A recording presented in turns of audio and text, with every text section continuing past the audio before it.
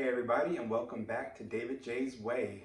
And if this is your first time, thank you for joining. Hopefully if you see something that you like or hear something that you like, you can like the video, comment, and subscribe. Today, as you can tell in the title, I just wanted to talk about breaking all the rules. I know that in the lock community, especially in the Microloc, sister lock portion of the lock community, there are a lot of rules or do's and don'ts that I've seen a lot of YouTubers talk about, and I've come to the conclusion that I tend to break a lot of the rules. I'm a firm believer in doing what works for you and what works for your hair, and I know that with sister locks, because it's a patented version of interlocking, that they're very strict with their rules.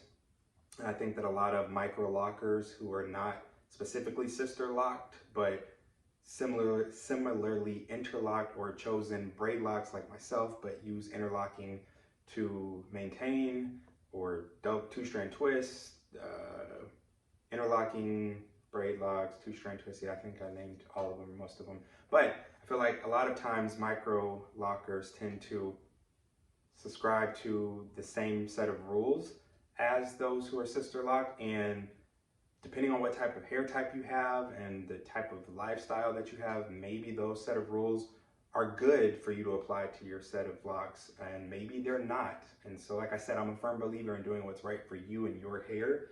And yeah, and sometimes that might not always be listening to a loctician, and not knocking locticians, because I think that majority of the time their advice or information, if they're knowledgeable about what they're talking about, is probably spot on and exactly what you need to be doing. But as Tanisha Ali and other people on YouTube say, you know, nobody knows your hair better than you do, or for the most part shouldn't, because they, you know, haven't grown up dealing with the hair that's growing out of your head for your entire life the same way that you have. So you know what your hair likes, what your hair doesn't like, what your hair responds well to, what it doesn't respond well to. So I have my notes right here, so that's why I'm going to be looking down. One of the first rules, I don't know if it's a rule, but something that I didn't abide by or stick to when I started out, was to have a perfect grid or to have perfect parts. I know for some people, for a lot of people, probably it is very important for them to have, if not a perfect grid, a very pristine and nice grid, and to also have very nice parts, whether they decide to have, you know, square parts, diamond parts, crescent moon parts, whatever it may be. I literally, when I sat down to do my locks myself, I just pinned my hair up with different clamps and stuff, and I took out a row, and I don't even think I used a comb. I think I finger parted everything. And so I finger parted the section of hair, and then I went through and I would just scoop. So I don't know if that's how you get the moon crest, or if that's what it's called, but that's how I did my parting. So my parts are different all over. I never have a retie when I do these videos, so you can't really see, but there are only, I guess, only one place where I have a straight part, and then other places where I have, the only place where I was intentional about making sure I had a straight part was in the middle, and I don't have a middle part right now, so I'm probably not going to be able to show, and because I'm 5 weeks in, and usually I retie at 5 weeks, but I decided to try to stretch it to 6 this time. Yeah, you're not going to be able to see it, but ooh, I can't even see it. But there's a straight part in the middle, and then when I got to the sides, I tried to give myself a decent side part on both sides. So it's more like a zigzag than a straight line, because like I said, I wasn't sitting there with the comb and, you know, trying to get the perfect part. This is my 5th lock journey or something like that, and I'm not worried about having straight lines or parts or anything like that. So I don't have a perfect grid. I don't have even a grid at all. It's just, it is what it is. And I don't have any type of organized parting. But for me, there are a lot of people who like that like grid look, and when you get retightened, they like the way that it looks.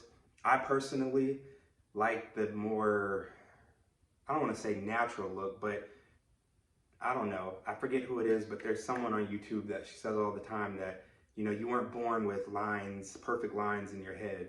And so to me, I don't like the way that it looks on me when there's, you know, lines and you can see all the parts and stuff like that. Although a fresh retie is nice and looks good because it shows off a little bit of length for a day or two. I just prefer the way that my hair looks when, you know, you don't see scalp. Like, it just looks like this. And I mean, if you dig, yeah, you can find the scalp, but it's not like that plucked chicken look. And you know, for some people the plucked chicken look works, and the super defined parts, being able to see the scalp look, works for them. For me, I just like it to not look 100% manicured. I don't like my hair to look, you know, super unmanicured, but I also don't like it to be too manicured. All right, my next rule that I break is that I wash my hair often. Some people, especially with starter locks, I mean, I'm almost 5 months in. I'm 2 weeks away from being 5 months in. So people say with starter locks, you're not supposed to wash often. Some people tell you, you know, to go 6 weeks or 8 weeks without, oh, my display went away. 6 weeks or 8 weeks without washing your hair.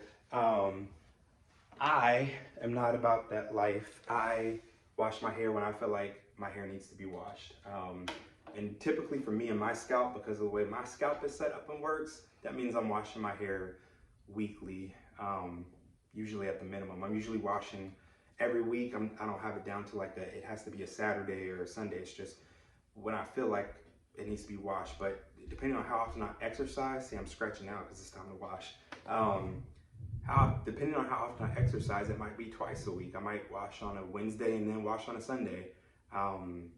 Sometimes it's a week and a half. Right now I'm at about a week and a half, coming up on 2 weeks. So it's definitely time for me to wash. So I'll be doing that tomorrow morning.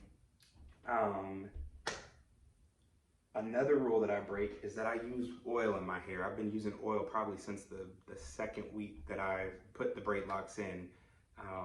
My scalp is just naturally dry, and having the spaces because of the parts and stuff, I feel like causes more dryness, especially when your hair is freshly retied. So for me, it's important to keep I don't oil my scalp daily. I usually, when I wash it, so I'll oil my scalp about once a week. And I use oil throughout my hair. So I will, when it's damp, not just, you know, after I've let it air dry for an hour or so and it's still a little damp, I will take some of my homemade oil concoction that I make, and I will put it all throughout my locks.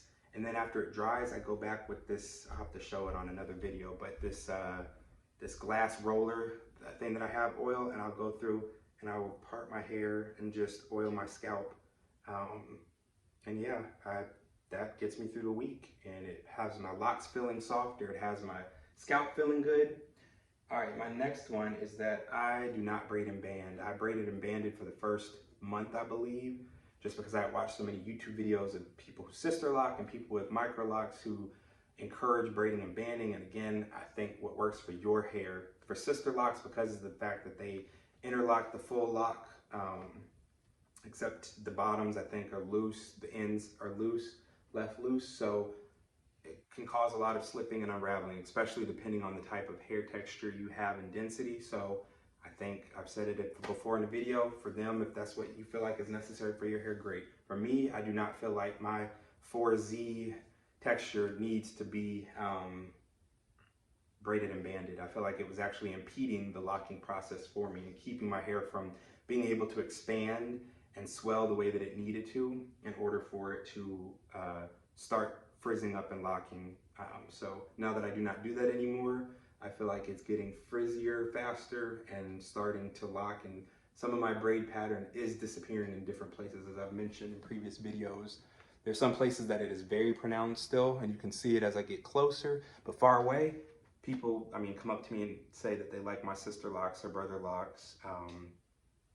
You know, it's very rare. Usually black people more often than not will notice, but even black people have told me that they like my sister locks and brother locks, and I'll let them know that they're braids that I put in, and they haven't quite turned into locks yet, but eventually they will be.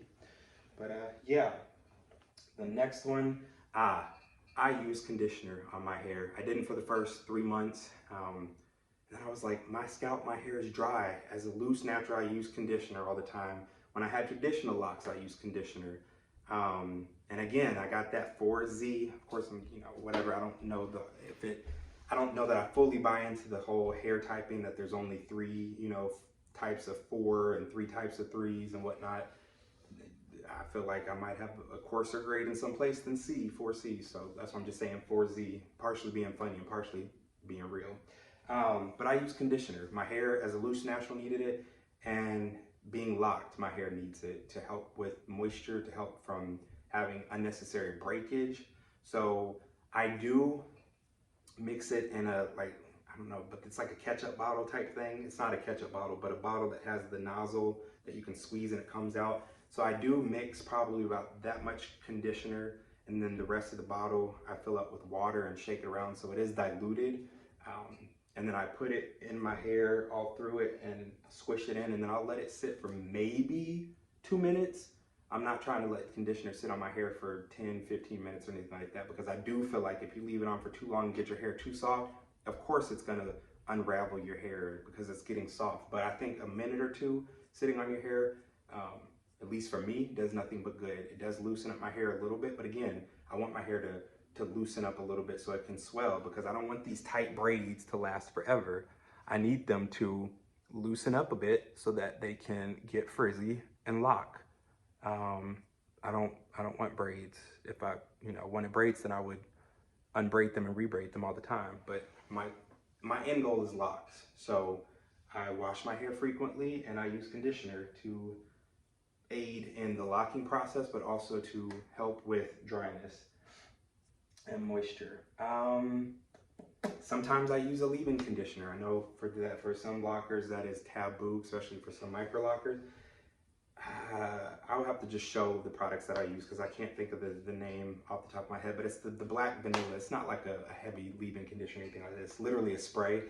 I use it for the smell, for the scent, because I think it smells amazing. And but it is a leave-in conditioner, so I don't know how much conditioning it does, but yeah, it's considered a leave-in conditioner. I want my display to go off again, but it might. Anyways, I just thought this was a nice little thing to have in the back. But yeah, all right, I got 2 more. Hang in there with me. When I do my reties, I do not use clips to keep the hair away. I literally take 2 elastic bands and I put my hair, in 2 things, and then I will pull down the one at a time that I want to work on. And that's how I do it. Have I combined some locks that way? Not completely. But yes, I have gone into another one where I had to go in and pull the hair apart. But my hair is so thick that I'm not concerned with, having to pull some locks apart. For some people, that is a big issue, but I don't mind popping some locks. And it's because I'm lazy. I'm a lazy natural. So it would work. It works if you use the clips to keep your hair away. But I like to move fast, and I'm careful when I do it, and I use my finger to feel. But I think what I'll do is one of my next videos, since it will be time to retie in a week or less, I'll probably film part of it just to show you how I do. But yeah. And then my last one, rule that I break, I retie on dry hair. I know that can be controversial. Some people say never manipulate hair when it's dry, never retie or twist. I agree. When you're retwisting your hair, if you have traditional locks or even Microlocs and you retwist, but I think you're not retwisting mostly because, yeah, it can cause friction and stuff like that, but mostly because it's a setting style. You need your hair to set. It's not going to set if it's dry and you retwist it. It's just going to untwist. So you do it while it's wet so that it can set and somewhat stay in that retwisted state. But yes, I do retie my hair while it's dry because I don't want to have this false stretch on it, and then after I've tightened it up and it's pretty close to the scalp, then when my hair dries, it shrinks and then it's even tighter. So I do it dry so that way, the way that I feel when I'm done with the lock is the way that it is when it's done, if that makes sense. You know, I don't have any shrinkage. I mean, I will have shrinkage when I wash it, but I'm not having additional shrinkage to where 1 minute I've completed this lock and it's fully retied and it's hanging like this, and then it shrinks more and gets tighter to the scalp. So yeah. And I also separate my locks or pop them on dry hair. I know that's a big no-no for some people, but again, I'm not worried about my hair thinning or anything like that. If I have a lock that gets too small or too thin in an area one day, then maybe I will not pop it while it's dry, but right now it's working for me. It's worked in all my other lock journeys, so that's what I do. I never done a 360. I realized I watch other people's videos and I'm like, I never do a 360. So I'm about to wrap this up and hit y'all with the 360. But I don't know if I can even 360 in this chair. But yeah, so this is me at 4.5, almost 5 months. Again, this is all finger parted, so there's no grid in the sense of like perfect grid that people show. Or maybe it is perfect, who knows? I've never paid attention in the back actually, but I doubt it, it's not perfect. But yeah, so again, I am 5 weeks out. I usually retie at 5 weeks, but I decided this time to try to stretch it and do 6 weeks. So I can't do a full 360 because the table's there. But yeah, so this is what my hair is looking like over at the time where I need to retie. As I always say, my hair grows in different lengths at different places. So some places it, you know, doesn't need that many rotations. And then other places I seem to have a lot of new growth. So I will try and film at least a portion of that for y'all so you can see what that looks like for me and how I do it. Thank you so much for hanging in there. If you've made it to the end of the video, again, like, comment, subscribe. I love responding and talking.